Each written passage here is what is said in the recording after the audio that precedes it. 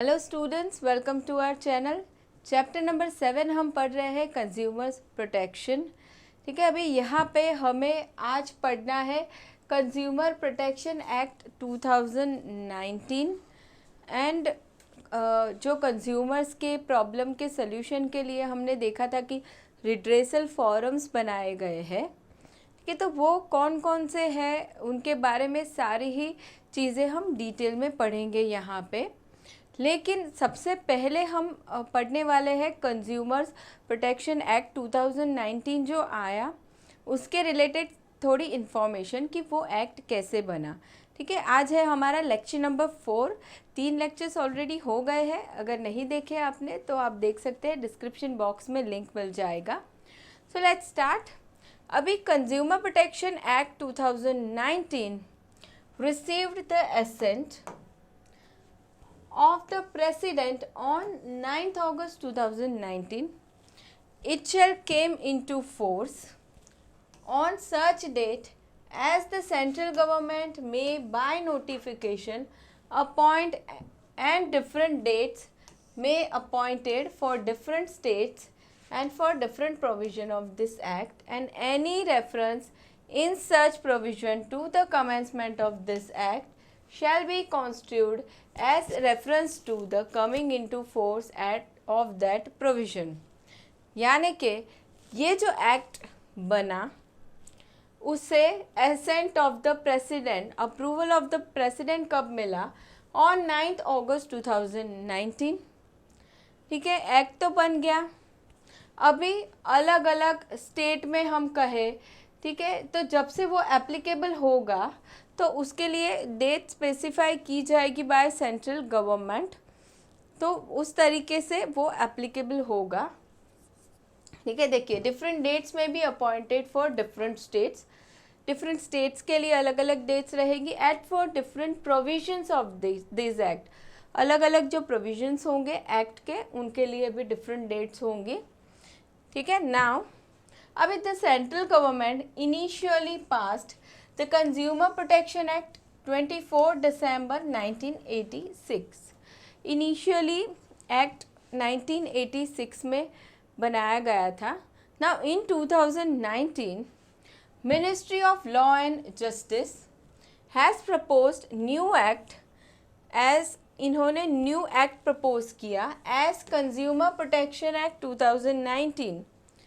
अभी इसमें क्या हुआ, जो नया एक्ट आया उसमें which has received the assent on 9th August 2019, this act made provision for establishment of consumer dispute redressal agencies. इस एक्ट के ज़रिए redressal agencies, dispute redressal agencies को एस्टैब्लिश किया गया। नोन एज, कौन कौन से रिड्रेसल एजेंसीज थे? District commission at district level, state commission at state level, and national commission as an apex body at the central level. National commission apex body यानी कि apex यानी कि मेन हायर अथॉरिटी रहेगी national commission. Now the act covers all complaints, सारी ही complaints को ये act cover करता है विथ रेलेवेंट मर्केंडाइज और सर्विसेज। मर्केंडाइज यानी गुड्स और सर्विसेज, इसके रेलेवेंट जो भी कंप्लेंट है सारी यहाँ पे कवर होती है। एंड दूसरा क्या होगा? Unfair trade practices. Unfair trade practices जो हमने पढ़े थे कि सेलर्स के थ्रू क्या क्या चीज़ें गलत की जाती है, artificial shortage, black marketing, adulteration, exaggerate advertisement, higher price charge होना, ये सारी चीज़ें जो होती है, ठीक है, तो उसके रिलेटेड कंप्लेंट्स हैं या फिर गुड्स या सर्विसेज के रिलेटेड कंप्लेंट है, वो सारी ही कवर होगी यहाँ पे। रिड्रेसल फॉरम में ये सारे ही चीज़ों के सॉल्यूशन लाए जाएंगे। चलिए अभी स्टार्ट करते हैं, हम एक एक रिड्रेसल फॉरम स्टडी करेंगे। Now following are consumer dispute redressal forums established under the act. सबसे पहला हमें पढ़ना है डिस्ट्रिक्ट कमीशन। डिस्ट्रिक्ट कमीशन हम पढ़ेंगे। यहाँ पे काफ़ी सारी इंफॉर्मेशन ही आने वाली है, ठीक है, तो समझना भी है एंड याद भी रखना है। इजी रहेगा, कोई ज़्यादा टफ नहीं है। ना डिस्ट्रिक्ट कमीशन की बात करें तो a consumer dispute redressal commission at each district at established by the state government is known as district commission.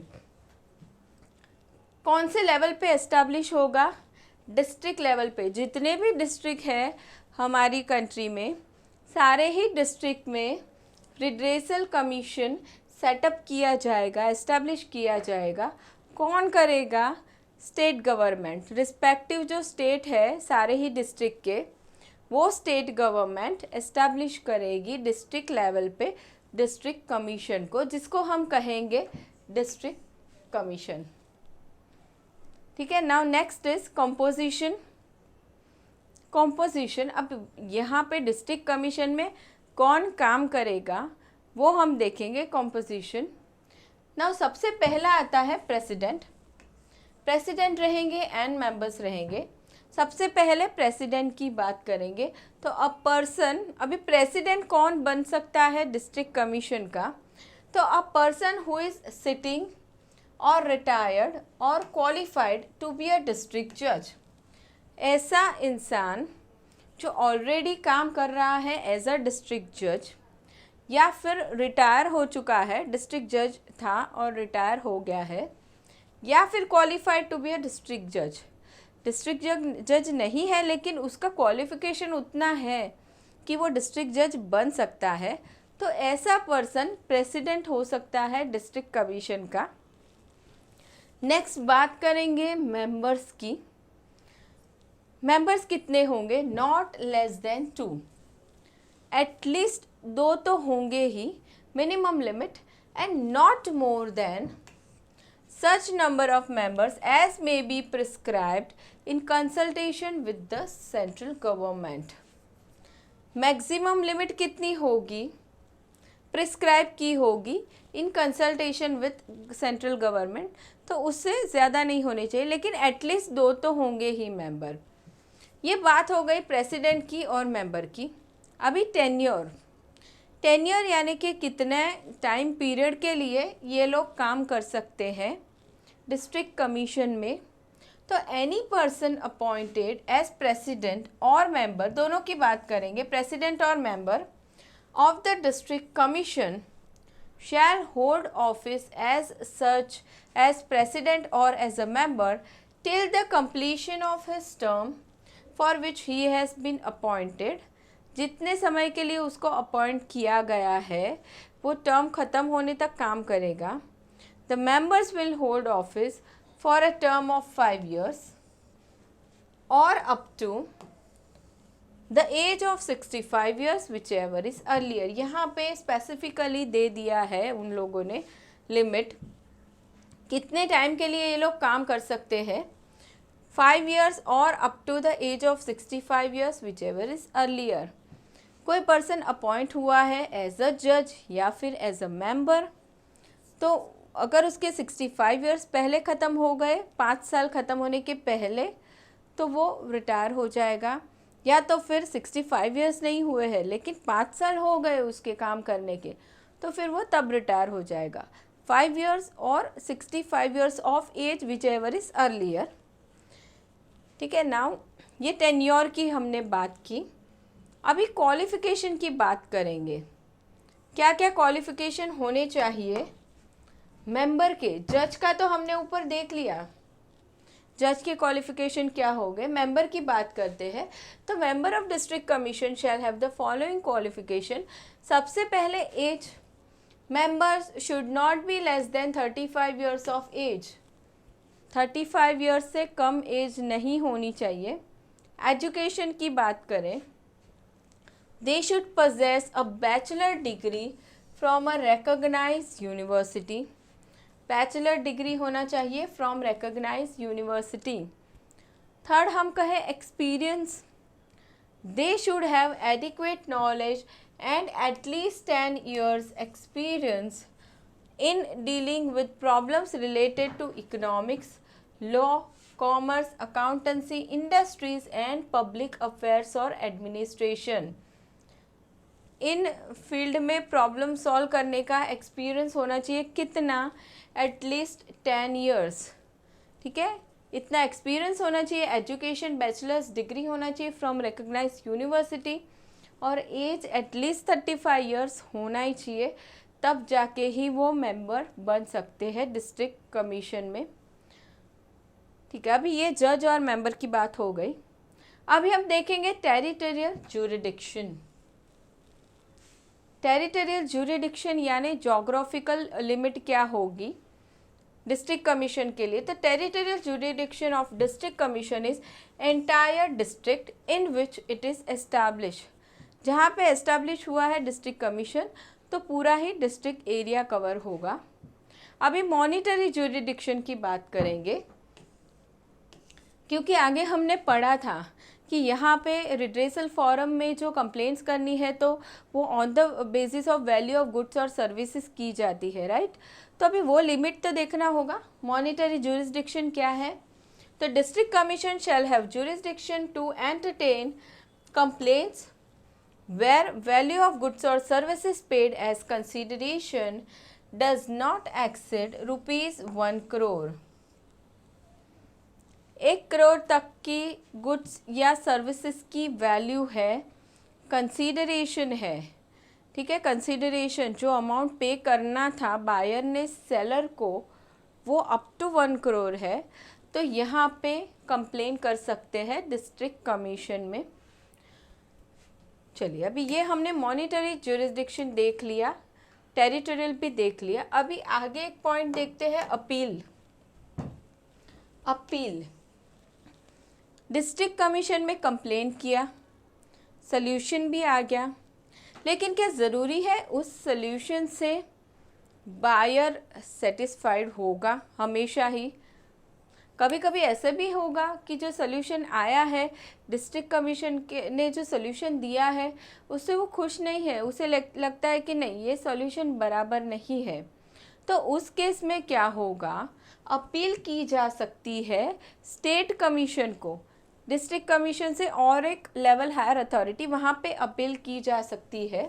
तो any person aggrieved by an order, यानी कि डिस्ट्रिक्ट कमीशन के ऑर्डर से जिसको भी प्रॉब्लम है या खुश नहीं है, हम कहेंगे बायर भी हो सकता है, कभी कभार सेलर भी हो सकता है। तो अग्रीव्ड बाय एन ऑर्डर, ऐसा पर्सन क्या करेगा, order made by the district commission may prefer an appeal against such order to the state commission within a period of 45 days from the date of the order in such form and manner as may be prescribed। क्या करेगा, aggrieved person जो खुश नहीं है district commission के order से, state commission को appeal कर सकता है with in 45 days of order. जो डिस्ट्रिक्ट कमीशन का ऑर्डर था उसके विद इन 45 days अपील की जाएगी स्टेट कमीशन को। Now the state government may by notification may make rules about qualification, method of recruitment, term of office, resignation and removal of president and member of district commission। अभी appeal की बात हो गई, अभी state government क्या कर सकती है, बाय नोटिफिकेशन इश्यू करके अलग अलग तरह के रूल्स बना सकती है, टर्म ऑफ ऑफिस के related, resignation, removal of president etcetera etcetera rules बना सकती है। Now, however, any person already appointed as president or member of district commission immediately before the commencement of this act will remain on the same post till the completion of his term for which he has been appointed। ये act जब commence हुआ, start हुआ, applicable हुआ, उसके पहले जो president appoint किया गया था, ऑलरेडी था अपॉइंट किया हुआ, काम कर रहा है, तो वो उसकी टर्म एक्सपायर होने तक काम कर सकता है, ठीक है। चलिए, अभी ये हमने देख लिया डिस्ट्रिक्ट कमीशन। अभी बात करेंगे state commission. State commission meaning a consumer dispute redressal commission at the state level established by state government. देखिए स्टेट लेवल पे भी एस्टैब्लिश कौन करेगा स्टेट कमीशन को, स्टेट गवर्नमेंट करेगी, is known as state commission. It is also called as state consumer dispute redressal commission, ये इस नाम से भी कह सकते हैं हम. Now each state commission shall consist of, यहाँ पे भी प्रेसिडेंट होंगे, मेंबर होंगे. नाउ प्रेसिडेंट की बात करें तो a person who is sitting retired जज ऑफ हाई कोर्ट, ऐसा पर्सन जो सिटिंग और रिटायर्ड जज है of high court, shall be appointed by state government as president of state commission in consultation with chief justice of high court. ठीक है, ऐसा person जो हाई कोर्ट का जज है, ऑलरेडी है या रिटायर्ड है, वो यहाँ का प्रेसिडेंट बन सकता है. नाउ नेक्स्ट मेंबर की बात करेंगे. तो member not less than 4, not less than 4 at least 4 तो होने ही चाहिए, और not more than such number of members as may be prescribed in consultation with the central government. Maximum members prescribe किए जाएंगे with consultation to central government, तो maximum member उतने होंगे, मिनिमम 4 रहेंगे. अभी टेन्योर, कितना टाइम काम कर सकते हैं, time limit, duration. Tenure, the member will hold office for a term of 5 years और up to the age of 67 years whichever is earlier. 5 साल, 5 years ऑफ टर्म, उनका जो काम कर रहे हैं उसके 5 साल, या तो फिर 67 years ऑफ एज, जो भी पहले हो रहा है, विच एवर इज़ अर्लियर, उतना समय वो लोग काम करेंगे. ये रहेगा टेन्योर. अभी क्वालिफिकेशन, मेंबर्स की बात करेंगे. क्वालिफिकेशन क्या होगा, तो सबसे पहले age, members should not be less than 35 years of age. Education, they should possess bachelor's degree from a recognized university, bachelor's degree होना चाहिए. Experience, they should have adequate knowledge and at least 10 years experience in dealing with problems related to economics, law, commerce, accountancy, industries and public affairs और administration. At least 10 साल का experience होना चाहिए इन सारे ही फील्ड के प्रॉब्लम सॉल्व करने में. बैचलर्स डिग्री होनी चाहिए from recognised university and age at least 35 years होनी ही चाहिए. ये क्वालिफिकेशन रहेगी मेंबर्स की. ठीक है, चलिए अभी आगे देखते हैं टेरिटोरियल ज्यूरिडिक्शन. टेरिटोरियल ज्यूरिडिक्शन क्या होगा यहाँ पे, it can entertain original cases as well as appeals against the order of district commission which are within the geographical limits of the state. क्या लिमिट रहेगी, जोग्राफिकल लिमिट जो state की है वहाँ तक के सारे केसेस यहाँ पे जा सकते हैं. एक तो ओरिजिनल केस, ठीक है, जो भी ओरिजिनली केस सीधा स्टेट कमीशन में ही फाइल हुए हैं वैसे केसेस, एंड दूसरे कौन से, अपील की गई है. आगे हमने देखा डिस्ट्रिक्ट कमीशन में कि वहाँ के ऑर्डर से कोई खुश नहीं है कोई पार्टी, तो वो अपील कर सकती है स्टेट कमीशन को. तो वैसे अपील किए गए केसेस भी यहाँ पे सॉल्व किए जाएंगे. नाउ अभी नेक्स्ट देखते हैं मॉनिटरी ज्यूरिसडिक्शन. मॉनिटरी लिमिट देखेंगे तो to entertain complaints where the value of goods और service paid as consideration exceeds 1 crore. 1 crore तक के तो डिस्ट्रिक्ट कमीशन में ही जाते थे. तो ऐसे केसेस जिनका कंसिडरेशन गुड्स या सर्विसेज का कंसिडरेशन 1 crore से ज़्यादा है but does not exceed 10 crore. 10 crore से ज़्यादा नहीं है, 1 से ज़्यादा है, 10 से नहीं है. ठीक है, वैसे केसेस यहाँ पे जाएंगे. मॉनिटरी लिमिट हमने देखा. अभी अपील की बात करेंगे. अब फिर से यहाँ पे भी ऐसे हो सकता है कि स्टेट कमीशन ने जो ऑर्डर दिया है उससे कोई पार्टी खुश नहीं है. ठीक है, उन्हें ऐसे लगता है कि और भी ज़्यादा अच्छा सोल्यूशन आ सकता है. तो यहाँ पे भी कोई भी पार्टी अपील कर सकती है, अग्रीव्ड पार्टी अपील कर सकती है। कहाँ करेगी? नेशनल कमीशन में।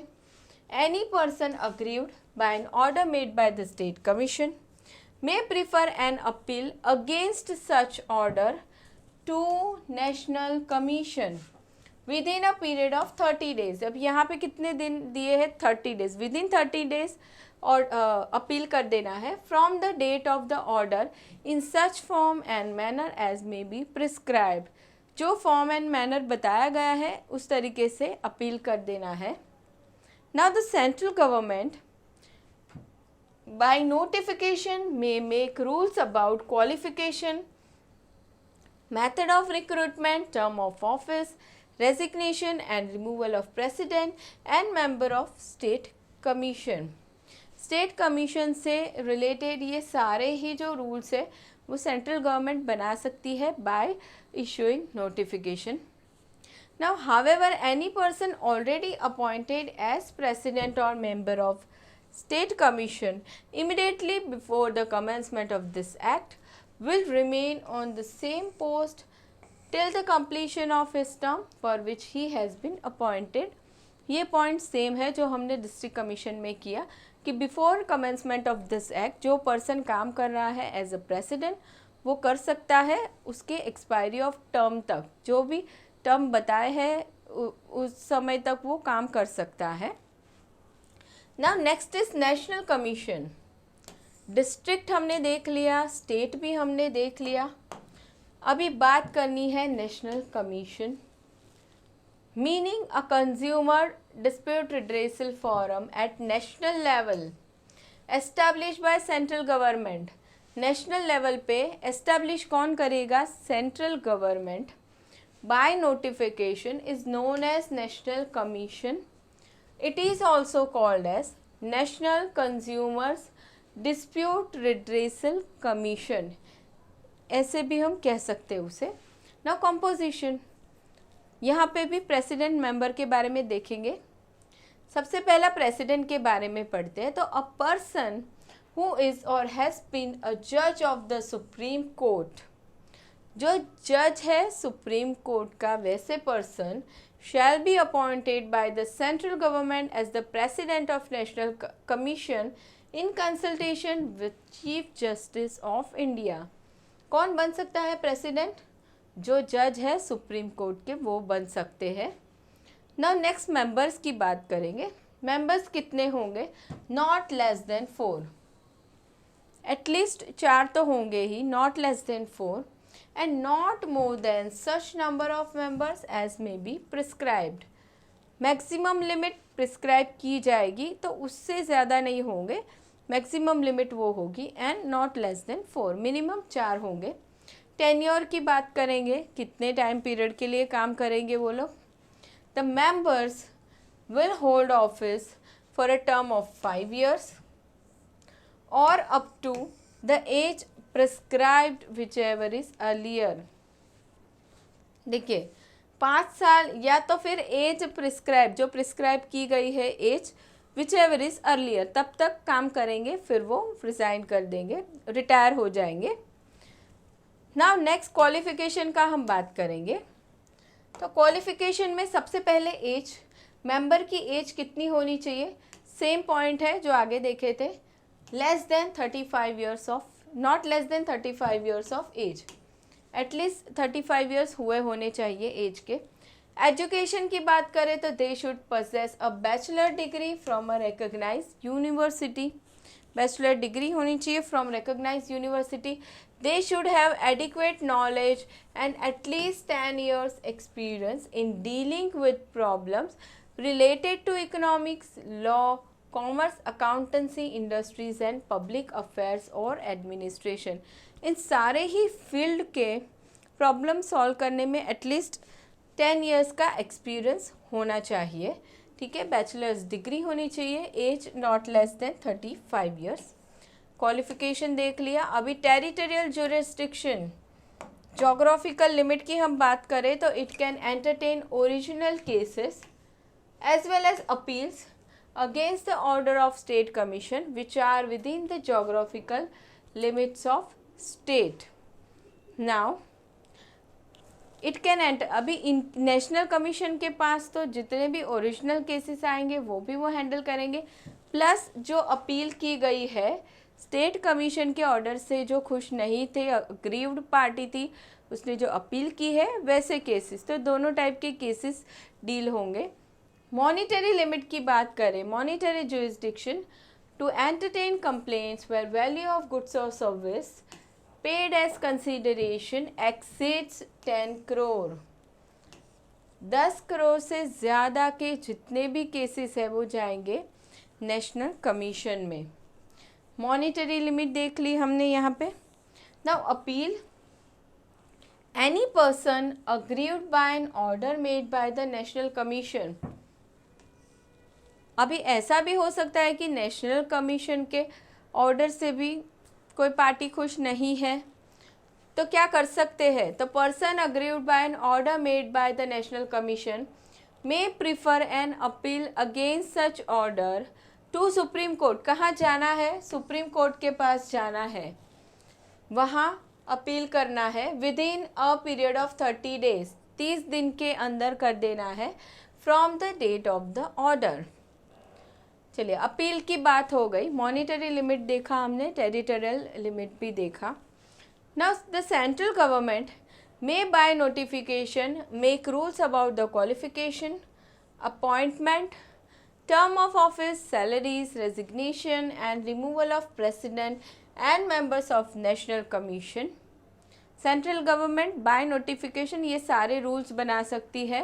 Now however the president and members shell hold office, president and member दोनों की बात की है, शैल hold office for a maximum of 5 years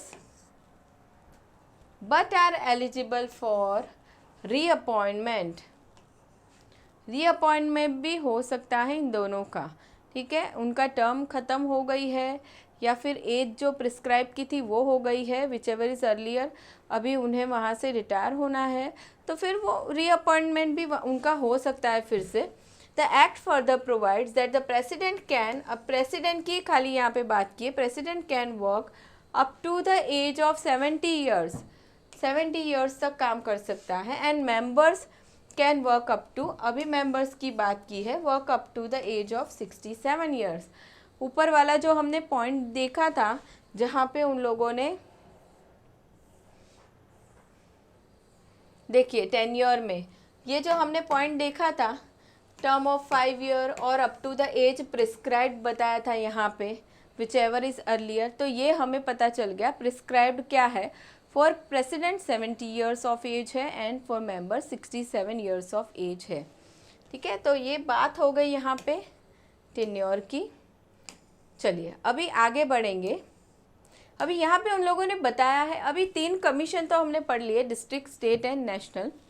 ना penalty for non compliance of order, ये कमीशंस जो भी ऑर्डर देते हैं उनका नॉन कॉम्प्लायंस हुआ, अभी वो ऑर्डर के लिए अग्रीव्ड पार्टी है, खुश नहीं है कोई, तो वो अपील कर सकता है विद इन टाइम लिमिट। लेकिन अगर ऐसा कोई प्रॉब्लम नहीं हुआ है, ऑर्डर बराबर है, सब लोग खुश है, तो उसे फॉलो करना होगा, और नहीं किया तो penalty for non compliance of order.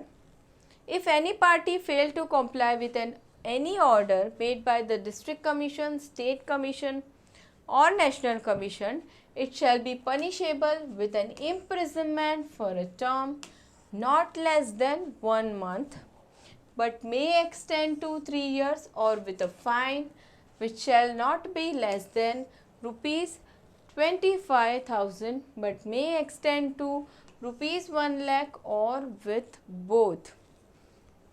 क्या होगा, नॉन कॉम्प्लायंस ऑफ ऑर्डर हुआ तो जेल हो सकती है for a term not less then 1 month, 1 महीने से कम नहीं, और मैक्सिमम 3 साल तक जा सकता है, या तो फिर फाइन लग सकता है which shall not be less than 25,000, 25,000 से कम नहीं होगा, बट एक्सटेंड हो सकता है 1 लाख तक, या तो फिर दोनों ही चीज़ें होगी, इम्प्रिजनमेंट भी हो सकता है एंड फाइन भी लग सकता है, ठीक है। तो ये हमने बात कर ली penalty for non compliance of order की।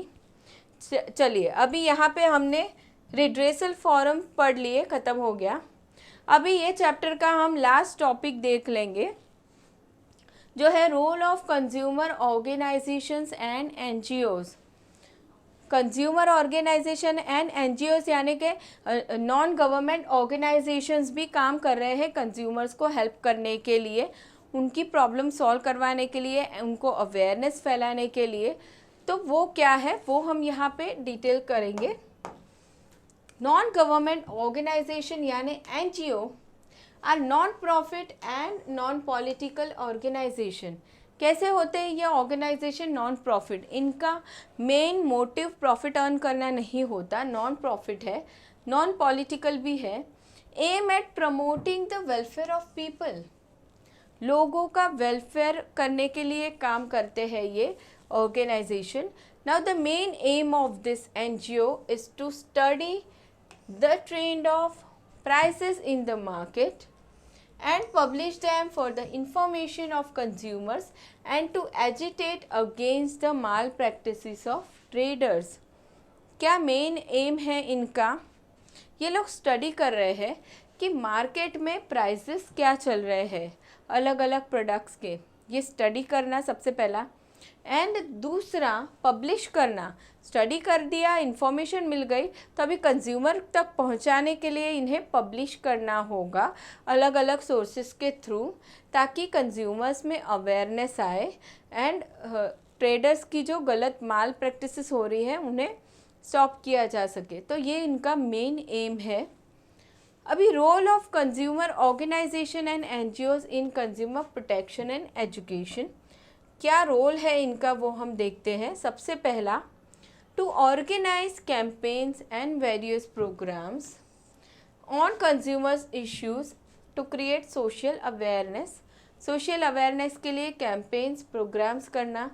To organise training programmes for consumers and make them conscious of their rights and modes of redressal of their grievance। Training programmes किए जाते हैं, उसके ज़रिए कंज्यूमर को पता चलेगा कि हम कैसे प्रॉब्लम को सॉल्व करवा सकते हैं अलग अलग रिड्रेसल फोरम के through. Now two and third is to publish periodicals to enlighten the consumers about various consumer related development.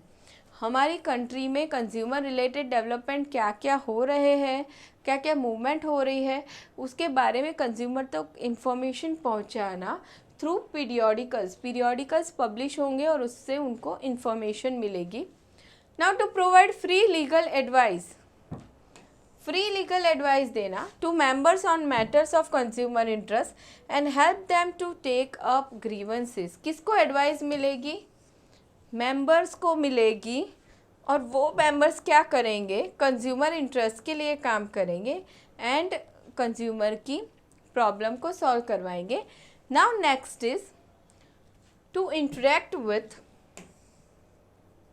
Businessman and chamber of commerce, इनके साथ इंटरेक्शन करना, chamber of commerce and industry for ensuring a better deal for consumers। Next is to file public interest litigation on important consumer issues such as ban on product injuries to public health।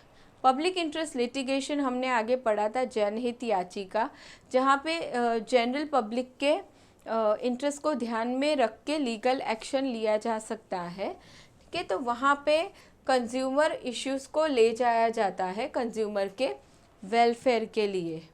कि तो ये सारे काम हैं consumer organisation या NGOs के। चलिए अभी उन लोगों ने हमें कुछ एग्जाम्पल भी दिए हैं एनजीओज़ के, नॉन गवर्नमेंट ऑर्गेनाइजेशन के। सबसे पहला है consumer guidance society of India, उसके बाद है voluntary organisation in interest of consumer education voice, consumer education and research centre, उसके बाद है consumer association of India, Mumbai Grahak Panchayat, ग्राहक शक्ति। ये कुछ उन्होंने हमें एग्जाम्पल्स दिए हुए हैं कंज्यूमर ऑर्गेनाइजेशन के, ठीक है, जो हेल्प करते हैं कंज्यूमर्स को। चलिए, तो इसी के साथ हमारा चैप्टर नंबर 7 यहाँ पे ख़त्म हो गया है स्टूडेंट्स। नेक्स्ट लेक्चर में हम करेंगे ऑब्जेक्टिव क्वेश्चंस। ठीक है, तो मिलते हैं नेक्स्ट लेक्चर में। वीडियो पसंद आया हो तो ज़रूर से लाइक करना। Thank you.